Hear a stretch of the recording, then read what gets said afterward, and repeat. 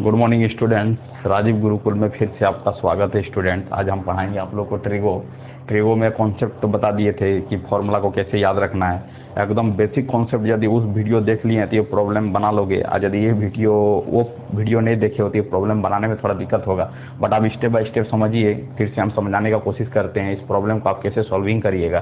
तो देखते जाइए स्टूडेंट्स, आप प्रॉब्लम को कैसे सॉल्विंग करेंगे।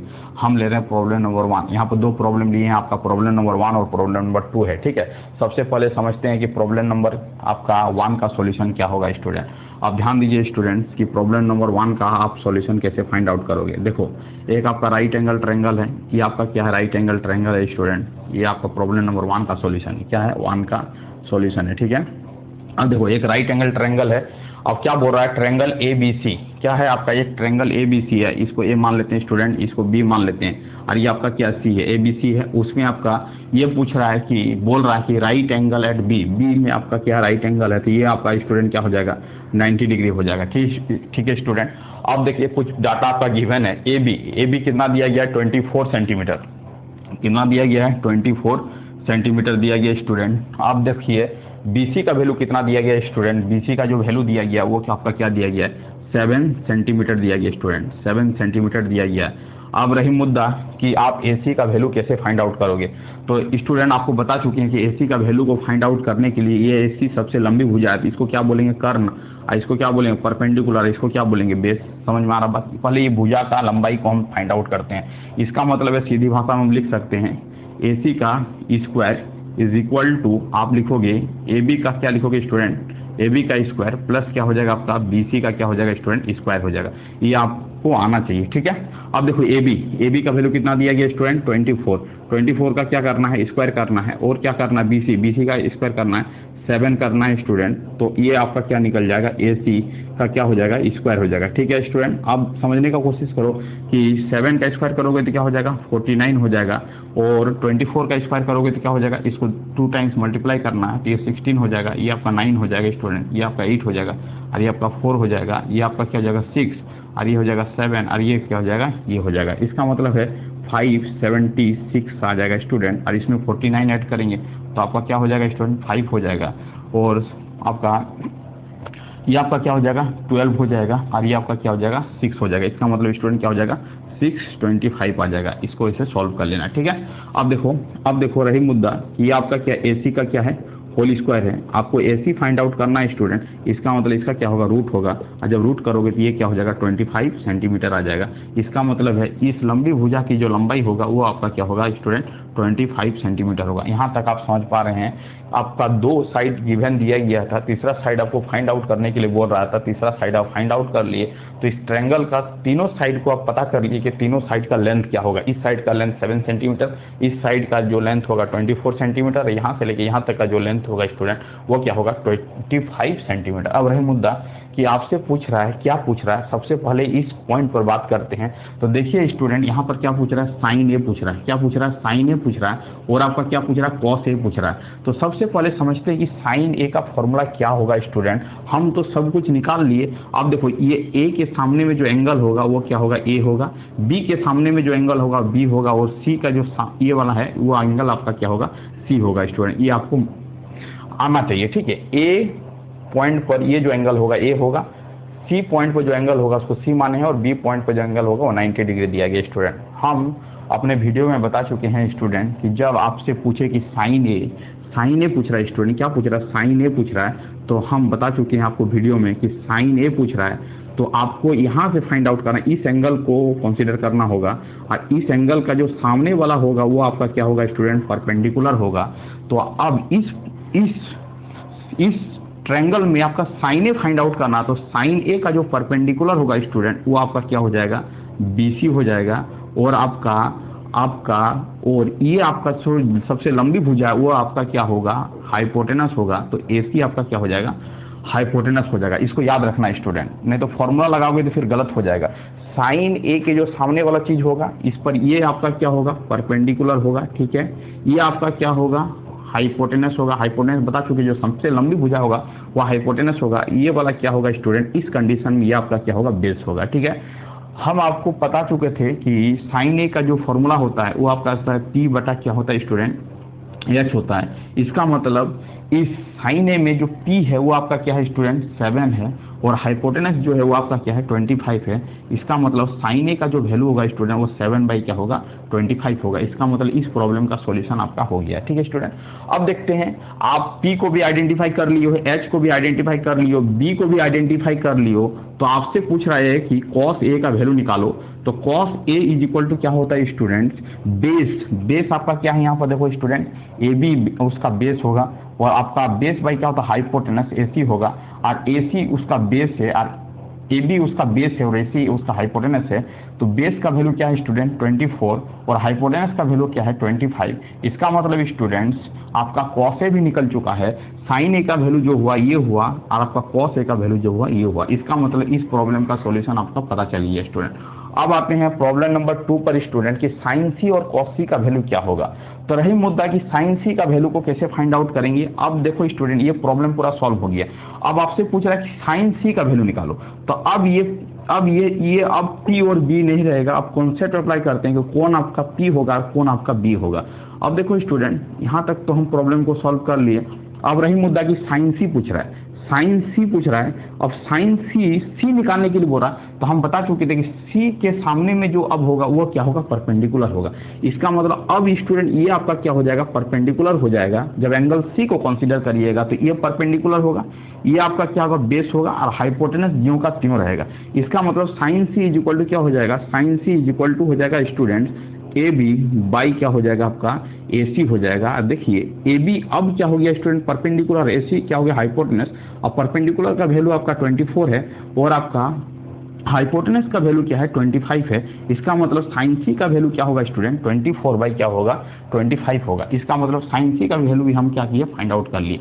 अब देखो स्टूडेंट कॉस सी यदि निकालने के लिए बोले तो cos C is equal to क्या होगा, कॉस सी इक्वल टू क्या होगा बेस बाई क्या होगा, बेस बाई क्या होगा। तो बेस अब क्या है स्टूडेंट BC है, और हाइपोटेनस क्या है AC है। तो बेस को B लिखेंगे और हाइपोटेनस को H लिखेंगे। अब बेस का जो वैल्यू है स्टूडेंट 7 है, और हाइपोटेनस का वैल्यू क्या है 25 है। इसका मतलब है कि इस प्रॉब्लम का जो आंसर होगा स्टूडेंट कॉस सी का जो वैल्यू होगा 7/25 होगा, और साइन सी का वैल्यू क्या होगा 24 बाई क्या होगा 25 होगा। इसका मतलब स्टूडेंट्स आपको बेसिक कॉन्सेप्ट आना चाहिए, तभी जाके आप प्रॉब्लम को क्या कर सकते हो सॉल्व कर सकते हो। अदरवाइज प्रॉब्लम क्या हो जाएगा डिफिकल्ट हो जाएगा। आप सीधे यदि फॉर्मूला को रटोगे कि आपका sine theta is equal to perpendicular by hypotenuse होता है, cos theta is equal to base by hypotenuse होता है।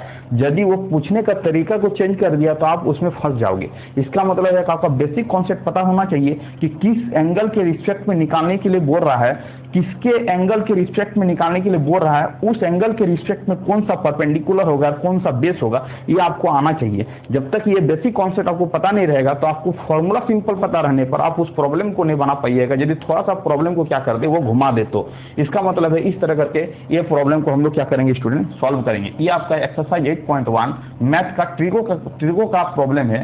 एक्सरसाइज 8.1 का क्लास 10 का प्रॉब्लम है। ये बहुत बेसिक फंडामेंटल प्रॉब्लम है, ये आपको आना चाहिए, तभी जाके आप आगे की प्रॉब्लम को क्या करोगे सॉल्व कर पाओगे। ये बेसिक कॉन्सेप्ट है। तो स्टूडेंट ये प्रॉब्लम अपने नोट कॉपी में नोट करिए। उसके बाद हम दूसरे प्रॉब्लम पर आते हैं कि दूसरे प्रॉब्लम का सॉल्यूशन क्या होगा स्टूडेंट। अब देखते हैं दूसरे प्रॉब्लम का सॉल्यूशन को हम कैसे करेंगे। अब देखिए स्टूडेंट प्रॉब्लम नंबर 2 पर ध्यान देते हैं कि प्रॉब्लम नंबर 2 क्या है। अब प्रॉब्लम नंबर 2 उसी तरह का बेसिक कॉन्सेप्ट पर कुछ है कि आपका ये एक ट्रायंगल है, आपका एक ट्रायंगल आपका गिवन दिया गया है। ये आपका एक ट्रायंगल है, और ट्रायंगल का आपका क्या है स्टूडेंट, ये आपका क्या है 12 सेंटीमीटर है, और ये आपका क्या है स्टूडेंट 13 सेंटीमीटर है, और ये आपका पॉइंट दिया गया है Q, और ये आपका है P, और ये आपका क्या है R है स्टूडेंट। ठीक है, अब समझने का कोशिश करो क्या पूछ रहा है कि tan P और cot R का वैल्यू पूछ रहा है, उसमें भी माइनस करके पूछ रहा है। तो सबसे रही मुद्दा कि सबसे पहले हम लोग को tan P निकालना होगा और cot R निकालना होगा। अब tan P कैसे निकालेंगे, तो सबसे पहले देखिए स्टूडेंट ये ट्रायंगल दिया गया, ट्रायंगल का 2 साइड दिया गया, तीसरा साइड आपके पास अवेलेबल नहीं है। तीसरा साइड को पहले हम निकालेंगे, उसके बाद इस पॉइंट पर आते हैं। ठीक है, अब देखो स्टूडेंट ये आपका क्या होगा, सबसे लंबी भुजा है तो ये कर्ण होगा, और ये परपेंडिकुलर है तो ये क्या होगा बेस होगा। तो सीधी भाषा में समझते हैं कि इसका लंबाई को कैसे निकालेंगे। तो पी आर का स्क्वायर इज इक्वल टू क्या हो जाएगा स्टूडेंट पी क्यू का स्क्वायर प्लस क्या होगा आपका क्यू आर का क्या होगा स्क्वायर होगा। ये तो आप जानते हो पाइथागोरस थ्योरम से ही बना रहे हैं। पी आर का वैल्यू क्या है स्टूडेंट 13 है, तो 13 का क्या करेंगे स्क्वायर करेंगे। ठीक है, पी क्यू का वैल्यू क्या है 12 है, तो 12 का क्या करेंगे स्टूडेंट स्क्वायर करेंगे और क्यू आर का वैल्यू को फाइंड आउट करेंगे।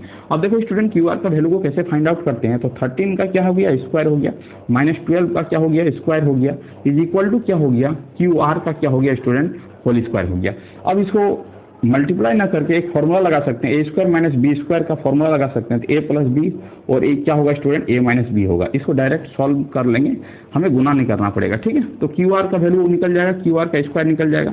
अब देखो इसको ऐड करेंगे तो स्टूडेंट क्या हो जाएगा 25 और इसको माइनस करेंगे तो क्या होगा 1 होगा। अब ये क्या हो गया स्टूडेंट क्यू आर हो गया। अब क्यू आर स्क्वायर है, यदि इसको वैल्यू को निकालना चाहते हैं तो ये क्या हो जाएगा स्टूडेंट, ये आपका हो जाएगा रूट और क्यू आर का जो वैल्यू आएगा वो आपका क्या हो जाएगा 5 सेंटीमीटर। इसका मतलब स्टूडेंट यदि दो भुजा दिया गया है, तीसरी भुजा को निकालना है तो आप पाइथागोरस थ्योरम का अप्लाई करके उस भुजा की लंबाई को क्या कर सकते हो फाइंड आउट कर सकते हो। इसका मतलब यहाँ से लेके यहाँ तक का जो डिस्टेंस हो गया स्टूडेंट वो क्या हो गया 5 सेंटीमीटर हो गया। अब रही मुद्दा कि इस प्रॉब्लम को आप सॉल्विंग कैसे करेंगे। तो अब देखिए tan P पूछ रहा है स्टूडेंट। सबसे पहले बताते हैं ये P है तो ये एंगल क्या होगा P होगा, ये याद रखिएगा कॉन्सेप्ट। ये R है तो ये एंगल क्या होगा R होगा। अब रही मुद्दा कि अब आइडेंटिफाई करना है कि कौन सा हाइपोटेनस होगा, कौन परपेंडिकुलर होगा, कौन बेस होगा। अब देखिए tan P निकालना है, सबसे पहले tan P निकालना है, tan P निकालना है तो tan P कैसे निकालेंगे स्टूडेंट, आप P पर खड़े हो जाइए। अब P पर खड़े होने के बाद उसके सामने वाला भुजा को ऑब्जर्वेशन करिए कि सामने में भुजा कौन है। तो P पर खड़े हो जाइएगा तो सामने वाला जो भुजा मिलेगा वही आपका क्या होगा, वही आपका क्या होगा परपेंडिकुलर होगा। ये मतलब आपका क्या हो गया स्टूडेंट परपेंडिकुलर हो गया, ठीक है। सबसे लंबी भुजा जो होगा वो तो ऑलवेज क्या होता है हाइपोटेनस होता है, वो तो फिक्स है। जब P और H आपको पता चल गया तो अब ये आपका क्या होगा स्टूडेंट बेस होगा, ये आपका क्या होगा बेस होगा। अब देखो tan P इक्वल टू क्या होगा स्टूडेंट परपेंडिकुलर। परपेंडिकुलर की जो लंबाई है वो क्या है क्यू आर है और आपका बेस की जो लंबाई है पी क्यू है। इसका मतलब tan P इक्वल टू क्या होगा परपेंडिकुलर डिवाइडिंग बाई बेस। तो इस केस में परपेंडिकुलर आपका 5 है और आपका बेस क्या है 12 है। इसका मतलब tan P का जो वैल्यू होगा स्टूडेंट 5/12 होगा। क्या होगा स्टूडेंट 5 क्या होगा 12 होगा। यदि tan P बोलता भी तो 5/12 लिखते हैं, ठीक है। अब tan P होने के बाद स्टूडेंट अब आपसे पूछ रहा है cot r पूछ रहा है। इसका मतलब अब ये P नहीं रहेगा स्टूडेंट, अब ये बदलेगा। कैसे बदलेगा उसको हम समझते हैं। अब इसको मिटा दिए, ठीक है। अब देखो cot r का वैल्यू पूछ रहा है। cot r मतलब r के सामने में खड़ा हो जाना, अब देखना है उसका सामने वाला भुजा। इसका मतलब ये आपका क्या हो गया परपेंडिकुलर हो गया और ये आपका क्या हो गया बेस हो गया, ये आपका क्या हो गया बेस हो गया। क्योंकि आपको cot r का वैल्यू निकालना है। तो cot r निकालना है तो cot r लिखते हैं। cot r जो होगा स्टूडेंट, cot का जो फॉर्मूला होता है वो आपका क्या होता है बेस बाई क्या होता है परपेंडिकुलर होता है। अब cot r के रिस्पेक्ट में आपका बेस क्या होगा देखो स्टूडेंट 5 होगा और परपेंडिकुलर क्या होगा आपका 12 होगा। इसका मतलब है कि tan P का और cot r का वैल्यू आप फाइंड आउट कर चुके हैं, कोई दिक्कतदारी नहीं है। तो इस तरह करके प्रॉब्लम को क्या करेंगे फाइंड आउट करेंगे। बट ये नहीं पूछ रहा है आपसे, क्या पूछ रहा है tan P minus cot r का वैल्यू पूछ रहा है। तो इसका मतलब tan P को यहाँ पर लिखो, tan P को यहाँ पर लिखो और cot r को यहाँ पर लिखो। अब tan P को जो फाइंड आउट किया उस वैल्यू को यहाँ पर पुटअप करो तो 5 क्या होगा 12 और cot r का जो वैल्यू आया 5 क्या हुआ 12 हुआ। इसका मतलब स्टूडेंट इसका आंसर क्या हो जाएगा 0 हो जाएगा। इसका मतलब प्रॉब्लम नंबर 2 का जो सॉल्यूशन होगा स्टूडेंट वो आपका क्या होगा 0 होगा। इसका मतलब स्टूडेंट हम 2 प्रॉब्लम लिए एक्सरसाइज 8.1 का, दोनों प्रॉब्लम को क्या किए सॉल्व किए। अब वीडियो को देखिए, आराम से आपको कॉन्सेप्ट बिल्डअप होगा। जो basic concept previous formula lecture में बताए थे उसी कॉन्सेप्ट का इम्प्लीमेंट करके स्टूडेंट ये प्रॉब्लम को सॉल्विंग किए। ये बेसिक कॉन्सेप्ट है, ये बेसिक प्रॉब्लम है, ये आना जरूरी है। यदि ये कॉन्सेप्ट आपको पता रहेगा तो आप कंपटीशन का भी प्रॉब्लम को इजीली वे में हैंडल कर सकते हो। नो डाउट आप बहुत अच्छा से बना सकते हो, बहुत बेहतरीन कायदे से बना सकते हो। तो आपका बेसिक चीज़ आना चाहिए, स्टेप बाय स्टेप अप्रोच आपका सही होना चाहिए, आपका कॉन्सेप्ट बढ़िया से होना चाहिए। तो आप प्रॉब्लम को ईजी भाषा में हैंडल कर सकते हो, आप किसी भी डिफिकल्ट प्रॉब्लम को हैंडल करके सॉल्व कर सकते हो। Thank you student. वीडियो को यहीं पर एंड करते हैं। यदि कोई चैनल में नया है तो स्टूडेंट क्या करना है, चैनल को सब्सक्राइब कर लेना है, अपने दोस्त ग्रुप में क्या करना है शेयर करना है। Thank you student. वीडियो को यहीं पर एंड करते हैं। वंदे मातरम।